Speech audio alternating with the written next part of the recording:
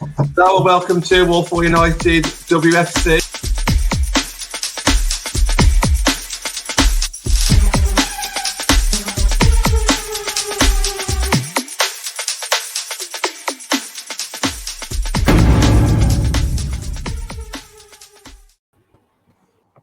Good evening and welcome to Newcastle United, the women's football chat show. Tonight we are discussing a few different topics. We've got ambition in women's football, and we'll link that into Newcastle United women, whose owner came out this week and said that she was looking for Champions League football in 2028. We'll talk about potential contracts in Tier 3 and Tier 4 and potentially players also getting paid. We'll discuss the FA Cup results and round those up and chat a little bit about the final and also the situation currently surrounding Fran Kirby. So joining me tonight, I've got Conner and Gareth. How are we doing? I'm good, thank you. How are you? Yeah, not too bad. Recovered? Yeah, all good. The weather seems to have turned all of a sudden now. It was nice for the bank holiday, wasn't it? And then it's just turned all of a sudden, so that's not ideal. But we move. Shocking. As long as it's not raining, we'll not complain. So yeah, as mentioned then, obviously discussing ambition. So I think we'll sort of start with ambition in general and the Newcastle United situation. So for anybody that doesn't know, Newcastle United sits in the 4th tier in Division 1 North, due to be bought out by the men's side. So that will go through in the summer. The men's side are going to buy the women's side. The final game of the season is at St James's Park. So it could potentially be a title decider, depending. But currently they are behind 2 Liverpool Feds. So with only one team going up, that may not guarantee them promotion, which then sort of this talk of Champions League football for 2028 goes back even further.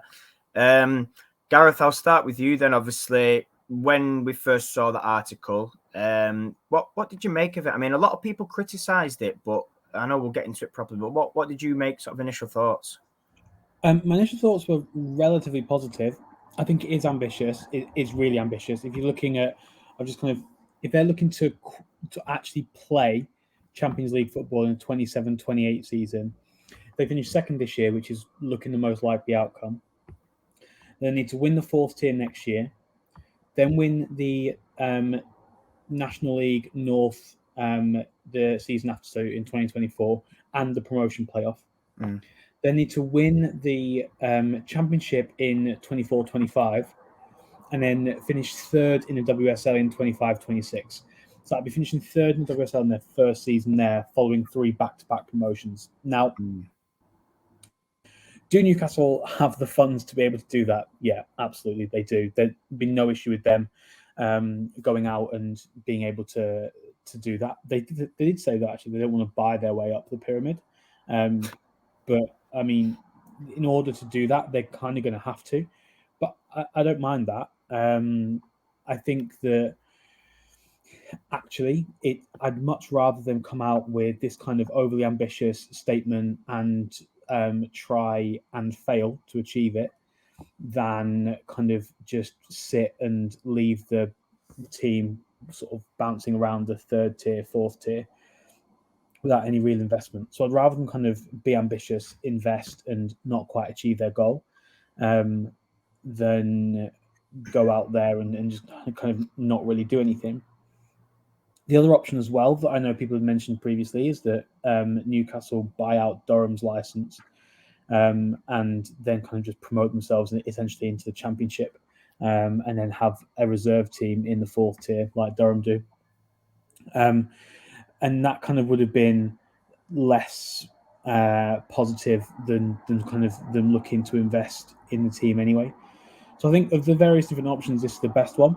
Glad to see they wanted to kind of grow organically and not just buy out another license.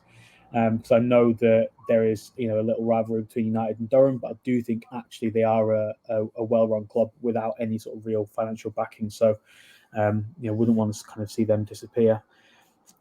I don't think they're going to achieve it. I think it would be, a monumental rise up the pyramid. But there's no reason they can't be a WSL side by then. Will they be a Champions League side in 27-28? Probably not. But can they be a WSL side by then? Yeah, absolutely. I think that other sides, Leeds, for example, also in the fourth tier, need to look at also kind of putting some proper investment into their women's side. So yeah, I think overall it's a positive step by Newcastle. I think it's overly ambitious, and I don't think they'll achieve it. But that's better than just kind of accepting second place in the fourth tier and looking to kind of build slowly and go about it that way. Yeah, and Connor, I'll bring you in as well. Obviously, Gareth talked about sort of the, growing it organically. But I think if that's your target you're putting on your head, not only does it put pressure on at least this season to try and claw back the points deficit, which I think is currently 2 points, and they are a game behind. Not only is there that pressure for sort of this year to pretty much go up, but potentially next year and the years after. And I think surely there's no way without going out there and signing the best players and throwing as much as you can at it to get that goal set, other than, like I say, the obvious. But what are your thoughts? It's very brave putting it out there like that. We saw what happened to Everton. They put it out there at the start of this season. Look how that ended up. It's no issue. Having you've got to have ambition with every club. There's a lot of clubs that don't have that.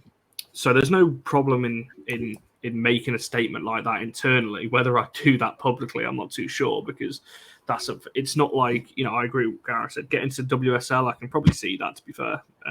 That can probably happen. But Champions League, no chance. Not with the quality of other teams. And the thing is that there's this whole thing as well with Newcastle, that just because they've got money, all the best players are going to go there. Players have still got a choice. You can throw as much money at anything. Are players going to go to, if you've got, let's say in the women's game, if you've got Chelsea and Newcastle going for the same player, the players are likely going to choose 9 times out of 10 the more established club, which obviously in this case is Chelsea. So just because they've got money, it depends how much money they're throwing about. If you're talking a massive gap, then some players would be persuaded by that, particularly in the women's game, because the money is not all there. Whereas the men's side, like I said, with Newcastle men, when they start chucking money at it, you've got Man United, you've got Chelsea, you've got City and Liverpool that can match what they're paying. So it's bold, very bold, saying that out. I don't think it's possible. If they were in the Championship or Tier 3 now, you could maybe stake a claim that they could do it, but not for me. Just because of the teams that are there, Chelsea, Arsenal, potentially United next season. If United then kick on, City are going to bounce back next season. Spurs are coming up the table now. You're seeing Spurs up there. It's not like there's an open gap for them to come in. But what I will say is it will make the WSL better. I know this isn't the conversation for today, but it then brings back the whole thing of expanding the league. Because if you then start getting 6 or 7 teams that are capable of getting top 3, you're going to have to make the league bigger. Because otherwise then it just, you're going to have what we've got this season, where you've got what I call dead positions, because who's going down. The top 3 is between, which actually is quite good this season. You've got a bit of a race, but then you've got 5th to 10th. I mean, what are they playing for, really? kind of just nothing at the moment. So yeah, it'll be good for the league, but it's not. I'd be absolutely amazed if they do that. Yeah, go on. My assumption is that when this kind of plan was drafted, they had ambitions on winning their title this season, which kind of would have put them a year further ahead, which then means they've got a year to consolidate in the WSL, and then would be pushing for Champions League in the second season, which would have kind of been a lot more achievable. But I think that kind of defeat Chorley last week, kind of not necessarily ending their title push this year, but definitely putting Feds in the driving seat for that, has kind of delayed this a little bit. I think if they'd won the title this year, then with proper investment next year, they could go on and win that Northern Premier League, especially if Wolves were the side that got promoted this year. I just think, that when this was drafted a while ago, they weren't expecting to have to spend an extra season in the 4th tier. Can they achieve it, like potentially qualify in 27-28? I still think that's unlikely, but if we're looking kind of potentially an 8-year plan, 2030, they could definitely be up there by then. I just think I'd much rather see clubs coming out and being ambitious and failing in that, rather than clubs coming out and not being prepared to back their women's team. I think Dortmund recently kind of formed their women's team a couple of seasons ago. And kind of without knowing too much about the German pyramid, they're also looking to kind of try and rise up that pyramid. They disbanded their women's team kind of in the noughties because it wasn't part of the project. So I think it's good that we're starting to see teams now actually realizing that having a women's team is beneficial and wanting to invest in that. I think that's something that I think we want to kind of see up and down the pyramid. Like, you know, it's strange having teams like Norwich, Leeds, Newcastle in the fourth tier when they really kind of should be higher up. They've definitely got the facilities to do that. I know Norwich play and train actually at the in the Norwich and the community facilities, which are pretty good facilities. So yeah, I think if overall other clubs are kind of looking at this and going, oh, actually maybe we need to invest, that's great. Obviously the concern is that if they don't achieve this, let's say they don't get promoted this year, I imagine they probably will next year. I think that they're more than likely going to be the strongest side in the division there. If they then spend a couple of seasons in the third tier, are the owners going to go, actually, this isn't what we think, let's pull the plug on this and let's kind of just take what we've got and see what happens. You know, I think we look at Southampton as an example of a club that are really well run at that level with ambition and with the foundations in place to go on and challenge. I don't think we're going to see a position next season with Southampton going up into the Championship, providing they do. For them to kind of do what Watford are doing this year and be in a relegation battle, I think they're much more likely to do what Sunderland have done and just go up and consolidate and be a really strong side there. Their academy is really, really strong. And I think that's kind of the model that clubs should be following. Have the ambition for sure, but have, you know, some kind of foundation in place. I know Newcastle do have a reserves team that are playing in the National League Reserves League. So yeah, I kind of think, I mean, that's a wholly separate topic, talking about development sides and reserve sides, but you know, it looks like foundations are there for them. My concern is if it doesn't start going to plan, do they start to pull the plug and actually look to try and invest that money elsewhere within the club? Yeah, it's interesting because I've got the feeling that ambition, or that word, is going to come up quite a bit tonight. But I just feel like, for me, when I saw that tweet, my first thoughts were fair play. Now, obviously, we've talked about it may not be possible. It's quite unlikely. But I just think, you know, why not? There's no point in, like you said, having your men's team take over and have all these plans if you've no ambition. And obviously, you know, with the ambition comes recruitment, comes the plans, comes, you know, players potentially dropping down from higher up, which is likely what's going to happen if Newcastle don't go up. They're going to have to at least recruit from the third tier, which we'll talk about sort of later in terms of like contracts and things like that. But I just feel, for me, like, you know, you mentioned there about like Leeds needing to invest, you know, potentially Norwich, obviously Southampton have done it. And it's I think the nature of the pyramid in the third tier down is that obviously we're still talking about, in Wolves and Southampton's case, two teams that are giving it absolutely everything. And it's looking likely that one of them is, well, it will be likely, it's not looking likely, it will be that one of them doesn't make it. And they're playing with a sort of a category one, you know, facility in terms of like training and development and reserves and things like that. But yet they're going to be playing, again, you know, stuck in the third tier. Obviously, you mentioned Dortmund as well, and sort of, you know, their planning. And I think, again, theirs is a little bit strange because they're sort of building a squad. And then I think they're on about changing it yearly, from what I believe, which is nothing wrong with that. But I don't think, for me, recruiting a whole new squad each year is sort of a way to build it.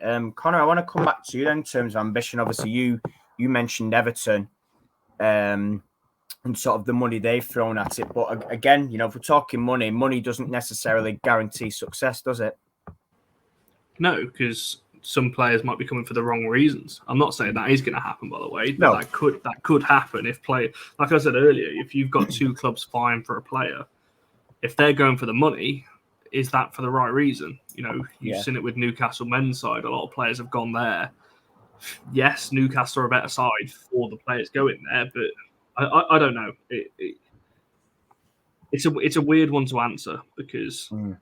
said Everton was a strange one because they'd actually bought in some decent players, as we all know, last summer, and everyone did think potentially that it was there. But again, I think with these kinds of things, maybe I'm just different, but I wouldn't ever say these kinds of things publicly. Speaking just on Everton, like I said, when we had Willie Kirk on here and we asked him that question, was that right to maybe say it publicly? And obviously we know the answer. Talking about the ownership wanted that. That was the target this season. So it's a weird one. Like I said, I don't particularly like this whole putting your ambitions out there publicly because I don't think you need to. Why put the extra pressure on the playing staff? It's just not needed for me because the players will know what the ambitions are. It's not like the management staff and everyone else around the club won't be telling the players that. They'll know. They don't need the added pressure from people in the media then going, oh, so-and-so said this. How do you feel about that? Like, if it's kept in-house, they'll get asked different kinds of questions in the media. They'll be like, oh, so what are your ambitions for this? What would you like to do? Rather than, oh, well, so-and-so said this. If you don't do it, do you feel like that's a failure? That kind of question will start coming around. I just think it's added pressure and unnecessary scrutiny on players. Yeah, absolutely. And I think just looking at that article, it said obviously the former FA Director of Football, Dan Ashworth, is involved with Newcastle United now. And they're sort of going to give him a role within their women's team to drive the club forward. Now, I'm sort of thinking about this, and I'm thinking about Coventry and the situation there, throwing a load of money at it, and then it's kind of like backfired when owners have pulled out, and there's been so much pressure on them to sort of people talking about, oh, well, they're going to win the league. They signed this player, they've chucked this at it, and I just think it's like you say, those clubs sit down at the end of the season and plan for next season, or they'll have sat down at the start of this season and sort of said, this is the goal, this is the aim. Gareth, do you just want to touch on that Coventry situation? Because obviously, again, what we don't want is for them to commit to this and 12 months down the line, if they don't go up this year and they don't go up next year, then say, well, actually, we're bored of it, let's pull it. And we have a Coventry part 2. Yeah, I mean, I think the thing with Coventry that's different to Newcastle is that Newcastle, the money is absolutely there. Yeah. It's not a case of relying on sponsorship to kind of provide the funding. It's a case that the money is there. It's just a case of the club putting it in. So I think the financial situation between the two clubs is very, very different. There is a men's side, which are now the richest club in the world. Yeah. As opposed to with Coventry, where your men's side are actually playing at a level below your women's side. So I think that's very, very different. But again, I said at the start of the season, I thought Coventry were potentially on for the title. They brought in some quality players, and that squad on paper was one that was absolutely ready to kind of push on for at least challenge for the title. Looking at Liverpool's form, they probably wouldn't have done, but so that was really unusual, and they were struggling before the kind of money got pulled. It takes time to develop a squad. It's like you say with Dortmund, going in and having a completely new 11 every season. It doesn't work. It takes time. Seen that with Leicester this year. I think as the season's gone on, they've kind of got better. I think in recent times they've had a really tough run of games and have struggled. They've had Arsenal, Chelsea, United, I think, in that time. So, they've had tough runs of games. And they got Man City at the weekend. So, but at the start of the season, they had so many players and they just didn't gel, they didn't stick together as a team. So I think that's the thing that for Newcastle, they need to be careful about. I know we'll get onto recruitment later on, but I can see that I think they're already an attractive looking side for people wanting to kind of go and take on a project. They are a well-run club. I think their facilities could be better. Their ground isn't necessarily the best, but they're a solid club. They're a well-run club. They've got good managers in charge. They've got good sort of staff there, and the players are playing well. There also isn't really a side in the Northwest. There isn't a WSL side in the Northwest or in Yorkshire. So there's a massive area of players there to try and tap into. I think Durham and Sunderland obviously are both Championship, but there isn't a WSL side of there. Middlesbrough looking like they're going to get relegated potentially into the 4th tier. So, I mean, that next season can be a massive fixture for them. But yeah, I think they could attract players, especially if they go about trying to build it the academy way, like Southampton do. You've got a whole region to try and tap into there. And they can just skim the best players off from all of the kind of local teams and kind of bring them into their academy. And they could really, really build something organically. It will take more than until 27, 28. But if they kind of go about this the right way, they could genuinely organically build a really strong side. And that kind of starts with building the devs. And I know yesterday's show kind of touched on devs as well. But, you know, you look at sides and you look at their developmental sides, and I think that's what Newcastle really, really want to be doing. And if they can have that really strong academy, and then they can also look to bring in players, that would be great. And Newcastle historically are a good club. You know, you look at kind of the early 2000s, late 90s, they were a strong side. They were playing in Europe, you know, had solid ambitions. You know, Keegan and Ferguson had a rivalry when Keegan was Newcastle manager.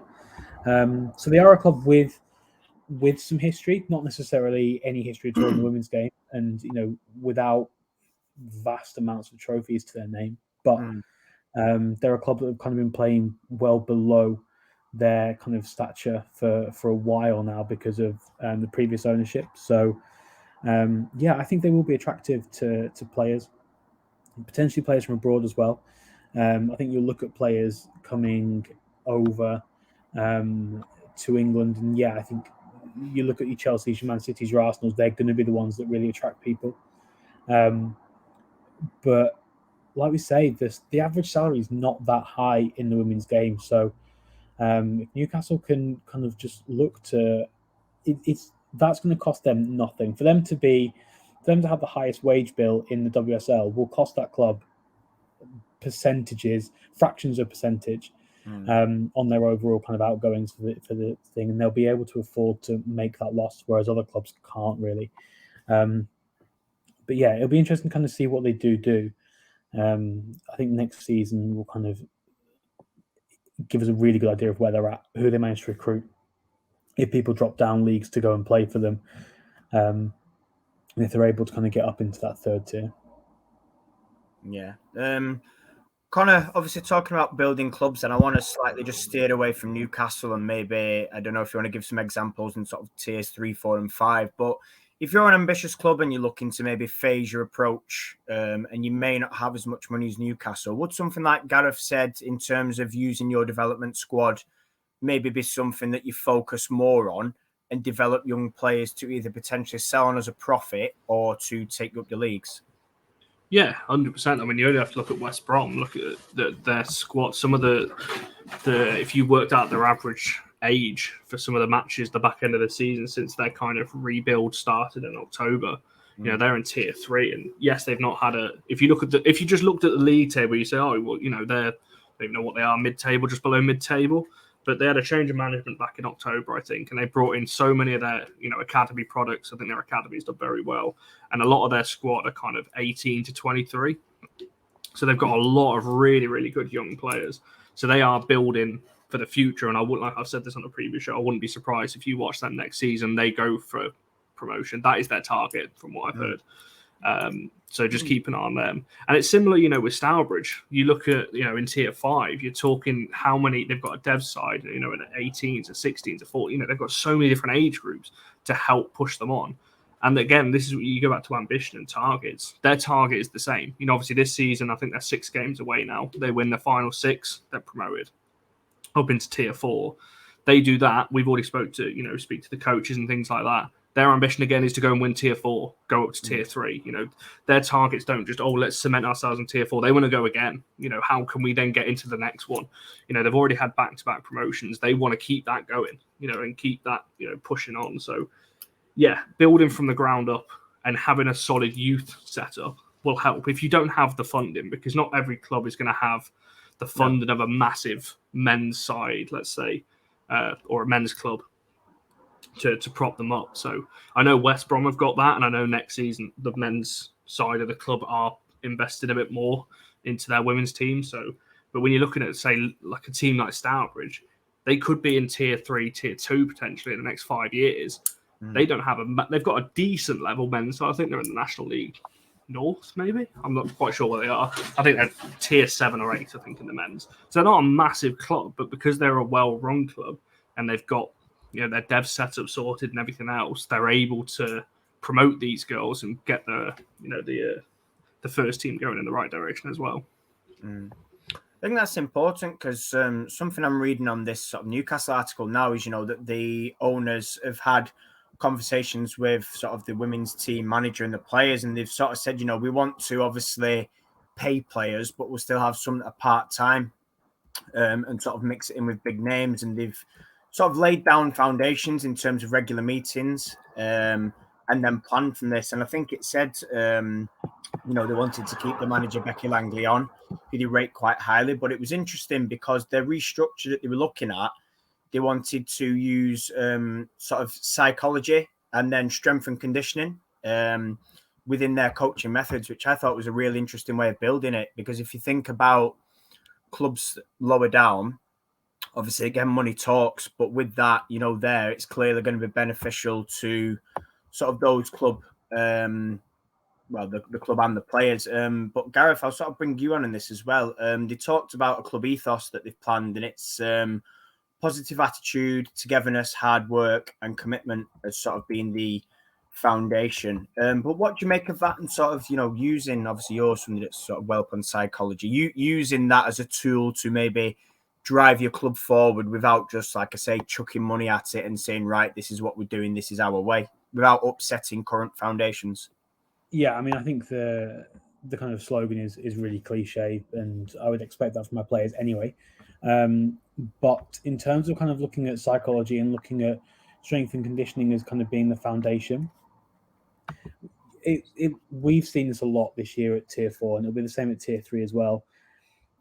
Sides that are fitter are the sides that are going to win games. Sides that are kind of the stronger and are able to kind of hold players off and can be a bit more physical are going to be the sides that win games. So that kind of being a focus tells me that they have an understanding of what's needed to kind of get out of the National League and into the Championship. And even the Championship is pretty physical. So it kind of tells me they have an understanding of the women's game. They're not coming in and going, oh, we want to play like some really nice possession-based football, and we're going to kind of keep the ball, and we're going to kind of play this really free-flowing, fluid, expansive style of play, because that's just not necessarily what happens. They're kind of coming in and being practical about what's needed. In terms of psychology, I think that's really important, because even if they go full-time, that's going to be a lot of players that are potentially kind of just changing their career. They're kind of taking a massive gamble that this project is going to work. And, you know, if it doesn't, then they're out of a job. So they will be leaving kind of a lot of set careers. It seems to me that the most common career in all of women's football is teaching, and teaching is a career where you are pretty much set for as long as you want to do that job, that you'll be able to do it. And then having to make that decision, actually, no, I'm going to leave this, and I'm going to go and I'm going to take this massive gamble. I'm going to go full time with football. That's going to need support. And even if you're part-time, that's a lot to manage. Like, you know, you're working all day, you then go into training in the evening, and then you're kind of giving up your at least one day of your weekend to go and play football, which on one hand is really great for mental health, actually, and is actually kind of really good from a psychological perspective.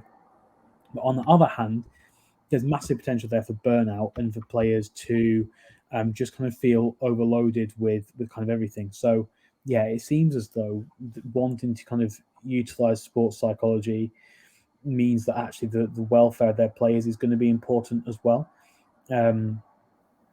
So yeah, I mean, they're saying all the right things, which is really easy to do. It's really easy to come out in an interview that you've sat down with a PR manager and you've gone, okay, well, this, and this is what we're going to say. What they actually do is going to be very, very different. And like I said, I think this summer is going to be kind of where we really see what their ambitions actually are. And it'll be interesting to look at their recruitment. Yeah. Obviously, that leads me on nicely to the next topic, sort of, tier 3/4 clubs potentially offering contracts or offering like wages or a match fee.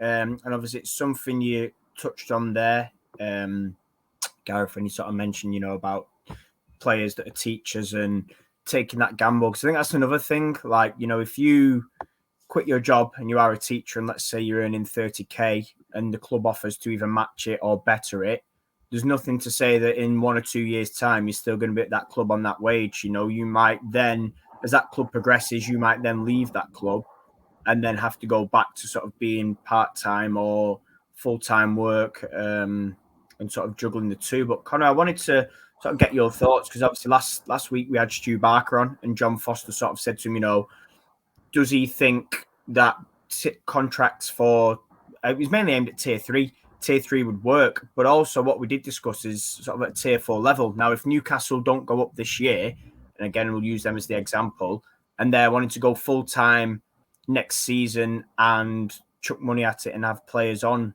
full-time contracts, what do you think about that? Because obviously it sort of it kills the league in a way, doesn't it? Because like we talked about before, you've sort of got everybody else competing for nothing. But then on the flip side, that security for those players, and especially in tier 3, I mean, some players now may be on contracts in tier 3 because there's full-time clubs. But is that something you could see happening or working maybe in the next season or two? Tier 4, no. Tier 3, yes. But it's like you said, it's really difficult because there's no guarantee of a career in it. And I know, speaking to Kerry at West Brom, she said before that players have had to leave because they've been offered a contract, but it doesn't pay enough to cover. They can't afford to leave their actual job, so they can't go full time because this is in Championship. They can't afford to leave because it doesn't pay as much as their actual job, let's say teaching, for example. So they've left football and dropped down the pyramid to, let's say, 4 or 5 and just been paid, a smaller wage so they can keep on their full-time salary for their actual job. So it's really tough because there's not that guarantee. And I think unless you get that, and it's going to be more difficult for older players as well, because if you're 29, 30, and you get offered a full-time contract, I don't know how many more years have you got on top of that, 4 or 5 at the most, you're looking at there. So is it worth taking that for 4 years? And then after that, you've got to then try and find a full-time job again. It's a really tough decision until the money comes into the women's and filters down the pyramid. Because it's great, the WSL is growing and the money's going up, and that's brilliant, but it's not filtering down yet. It's going to take a few years for that to happen. So in tier 3, I can see it happening. I wouldn't be surprised if you start seeing some more tier 3 sides start going full-time, actually, because I know quite a lot of them obviously are on part-time contracts and they were competing. Some I'm not going to name certain players because I don't want to out them here, but some players I spoke to in tier 3 had choices to where they went across tier 3, and they were kind of playing them off each other, saying, "Oh, well, they've offered me this much. Can you match this?" And I'll come to you, and that kind of thing. So that does happen at that level. So yeah, it just needs to filter. And this is a whole different conversation, but just kind of tying it into contracts, it's the money needs to start filtering down because yes, it's the club that pay the wage. But unless the club makes the money off everything else, the club are not going to pay the wage that to counteract taking that contract in the first place. And it will happen more and more. It's happened already, and it still does happen, unfortunately, that good players won't take that contract and they'll drop down to a semi-professional, like a tier 4 or 5 club and be the star of that league because they cannot afford to take a part-time or a full-time wage because it impacts on their full job too much. So it's a really, really tough choice because football's a gamble at the end of the day. You could get one bad injury and you're out. And it's a real tough one when the full money's not there. If you're talking 10 grand a week, a National League side for the men's, you'd take it because you'd play a couple of seasons and you could start investing in other things and be set, But when you're talking on the kind of money that these part-time contracts are in 3 and 4, it's not a lot to outweigh leaving your full-time job for. Yeah. Gareth, I sort of want to bring you in on this contract discussion then. Obviously, we talked about sort of spending money and not going beyond your means. I mentioned it earlier with Coventry, and obviously we know in women's football things can change very quickly. But do you see this as maybe something? I know Connor's mentioned it's potentially viable in Tier 3, but do you think it's possible in terms of clubs of looking to use it to keep hold of the best players, which obviously is the aim of every club, but especially lower down with the 7-day ruling, where you can put in 7 days for players, you can't do anything about it, and then if the player wants to go, they go. Do you think something like having contracts for those clubs that can afford it will use that to their advantage? Because it seems to me like that'd be the obvious thing to do, wouldn't it? If you're Newcastle United and you're saying, well, we can afford to give contracts, we're going to do that and make these legal so that you cannot take our best players. Where do you sort of stand, or what do you think about that? And again, put in Tier 3 if you want to. Yeah, I mean, I think Tier 3 definitely should start to kind of look to bring it in relatively soon. I know there are clubs in there like Burnley already that are professional, and that's really good. I think in the 4th tier, it's not necessarily a good thing. I think what we'll see if clubs like Newcastle, Leeds, another example, just trying to think of clubs that have kind of that money in the 4th tier up here. If that happens, then we're going to see a gulf. There is already a massive gulf between Feds and Newcastle and the rest of the league. We're kind of looking in terms of relegation, and there are still, in theory, a number of sides that could get relegated. You're looking at Norton, Bradford, Stockport, FC, Barnsley. There's 5 teams there really kind of going for that last spot. Realistically, it's down to 2, but mathematically, there are 5 teams still in it.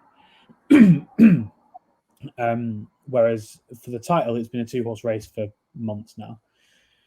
And I think what we'll start to see if clubs do bring in contracts is that gap widen.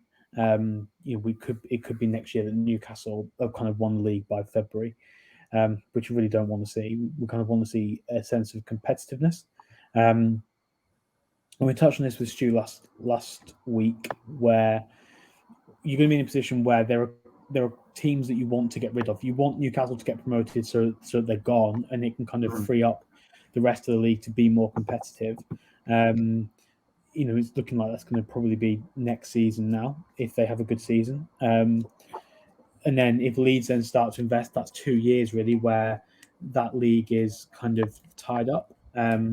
So it'll be great for Newcastle to be able to offer their players contracts. It'll be great for the players that play for Newcastle to have some security around what it is that you're doing. But for the rest of the teams in that league that are trying to compete with them, that's then where it becomes really difficult. You can lose one of your top goal scorers because somebody in the league above has seen them and goes, okay, I want them. I'm going to put 7 days in, and I'm going to bring them over. And then it can be difficult then to try and find somebody of equal kind of quality, especially if the other sides in your league aren't there. So you're having to maybe even look to recruit from the tier below to kind of try and fill that gap. So I think potentially if too many sides start to do it, the gulf is going to widen, and actually the quality at the bottom of the league will suffer.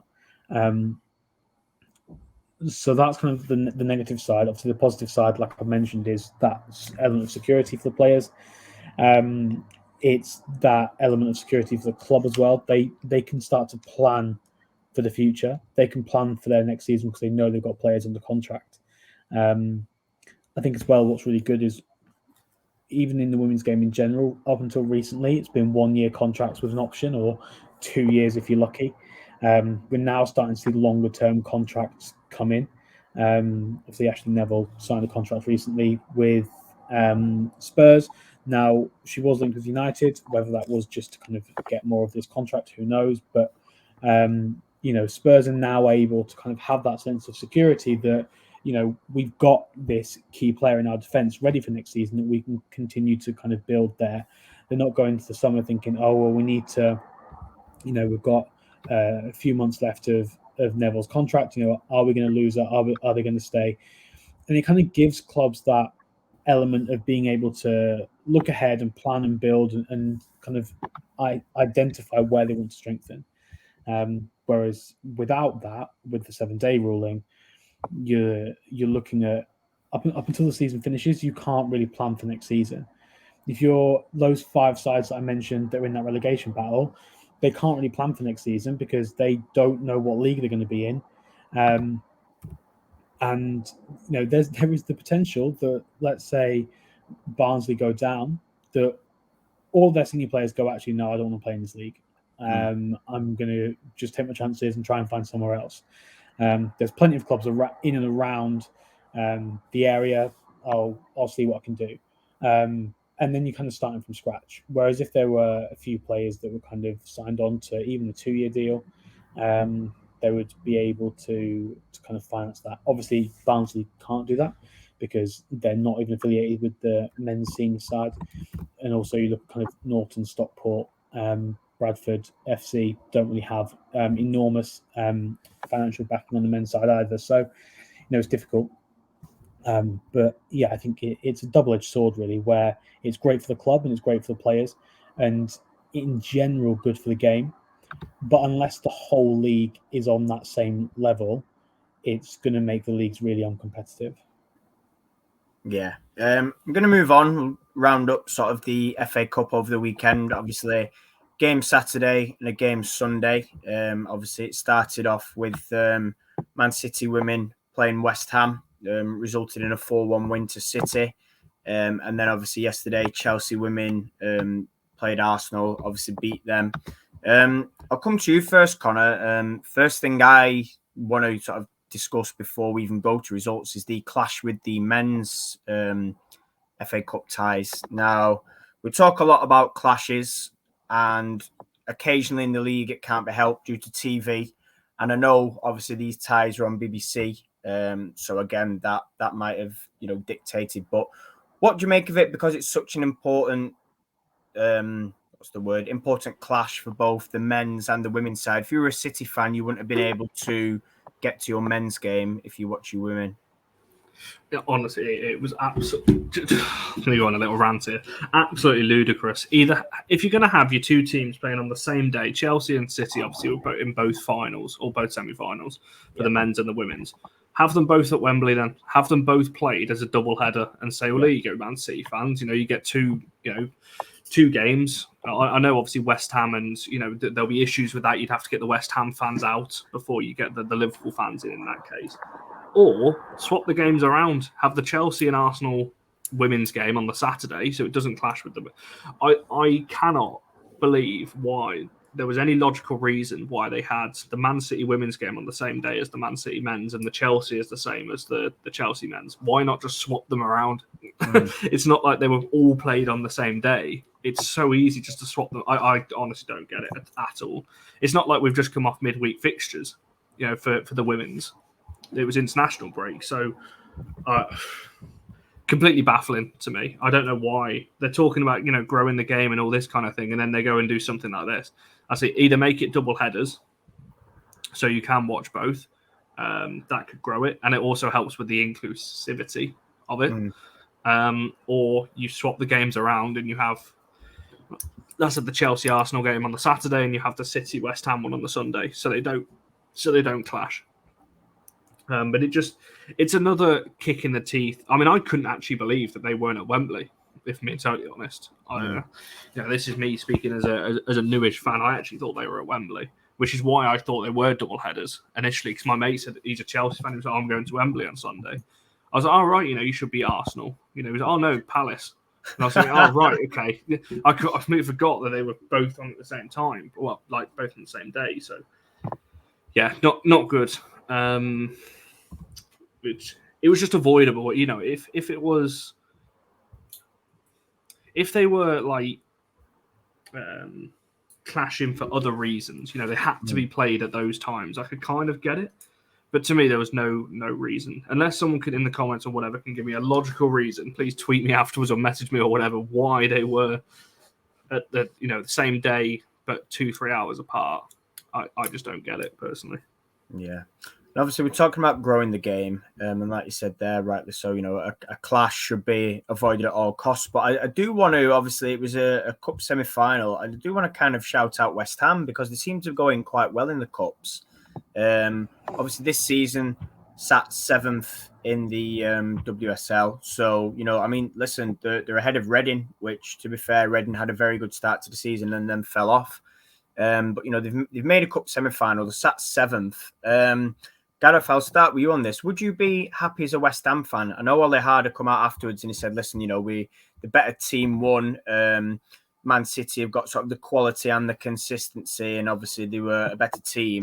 And it was sort of saying like this was the benchmark for all clubs in order to be, the direction that they should be looking to go and looking to move. But what did you make of it from a West Ham point of view? Because I think for me, 4-1 potentially flattered Man City, and I know people might say, well, that's harsh, but I mean, I saw the game and I didn't genuinely think it was a 4-1 game. I think towards the end, just tiredness and a little bit of mistakes crept in, and scoreline didn't really reflect how close the game actually was.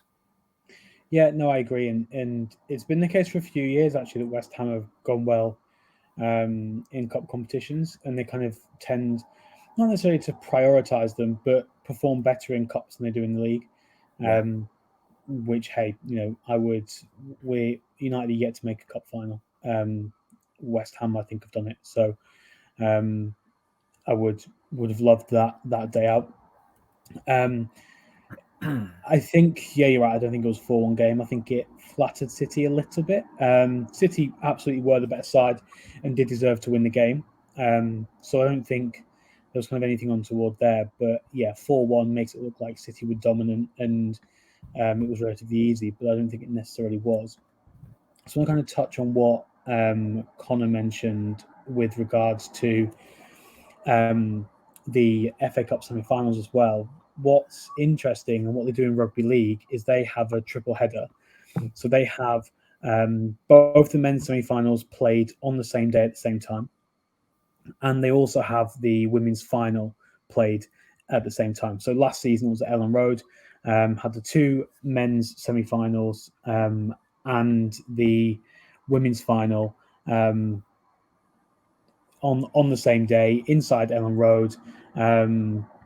I mean, the only issue there is obviously what they do and what they do with the Magic Weekend as well, which is where there's 3 games a day for both days.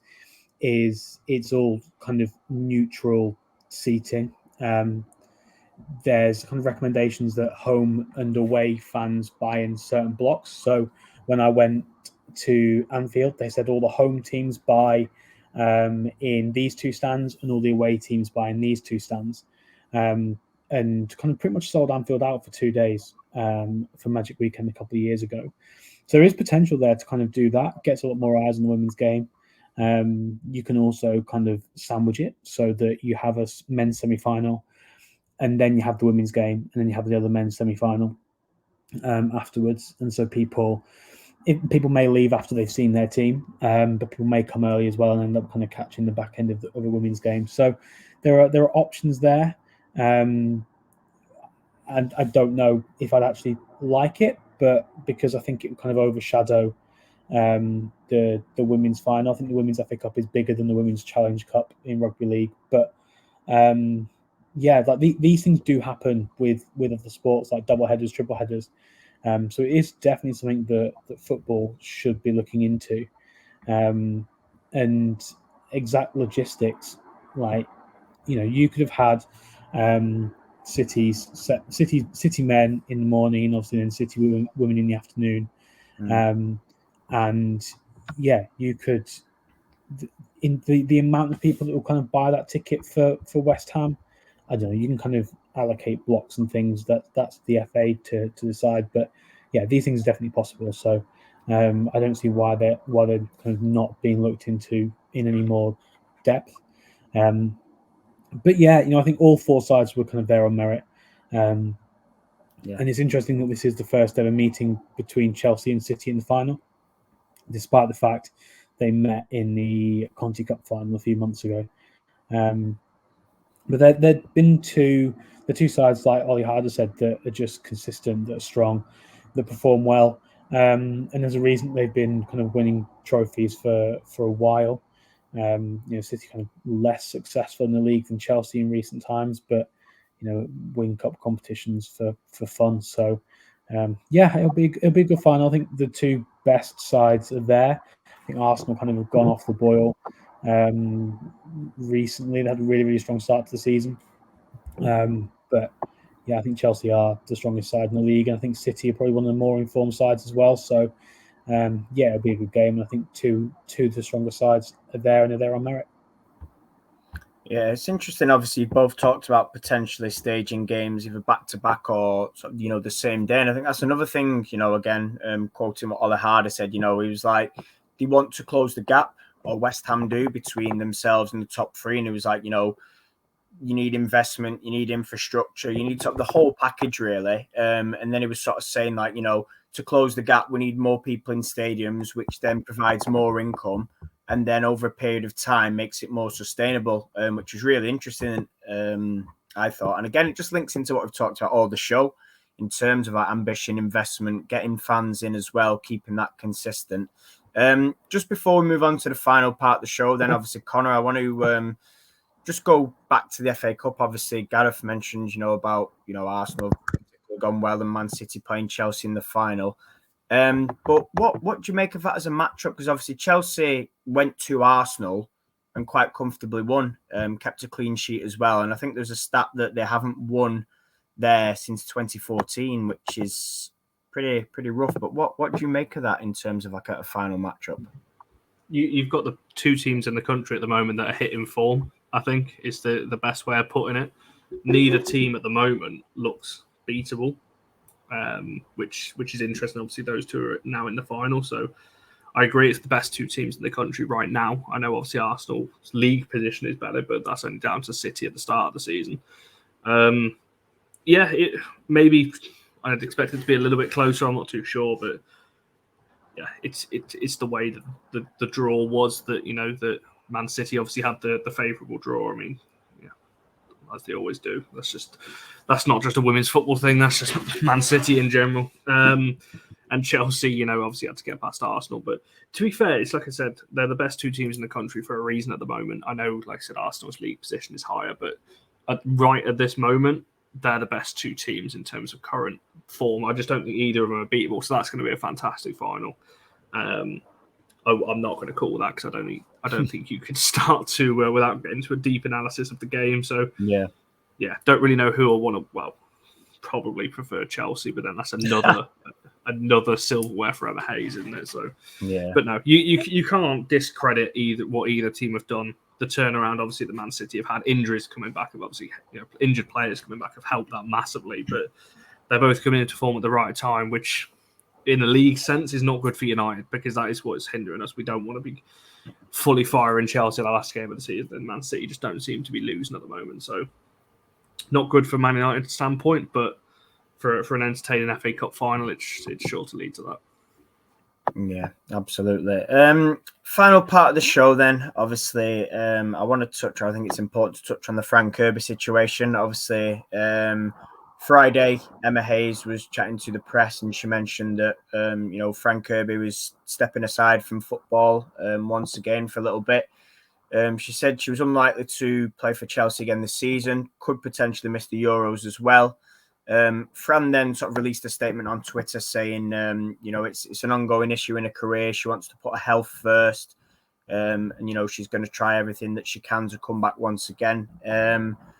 Gareth, I want to sort of bring you in on this. It's a sad situation, really, for somebody so talented that this is now the second time that she's kind of had to step away. And obviously, we don't want to sort of put rumours out there, but obviously it's an ongoing thing, isn't it? And I think what I'm getting from it is that despite this situation, that Chelsea have been fantastic, not only last time, but this time with Fran Kirby. But what do you make of it, or what are your thoughts on it?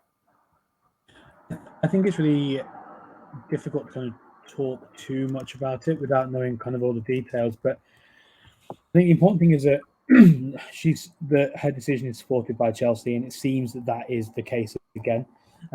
It was last time, and Chelsea were really good actually in kind of helping her through it. And she came back and she really, really strong, and has been one of the best players in the league since she came back. So in that sense, it's a real shame to see her go. In a purely selfish perspective, it makes the England Euros side worse.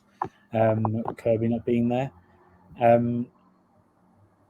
But it's good that she feels able to kind of go to her club and say, actually, I'm really not doing great, whether that's kind of mentally or physically or both.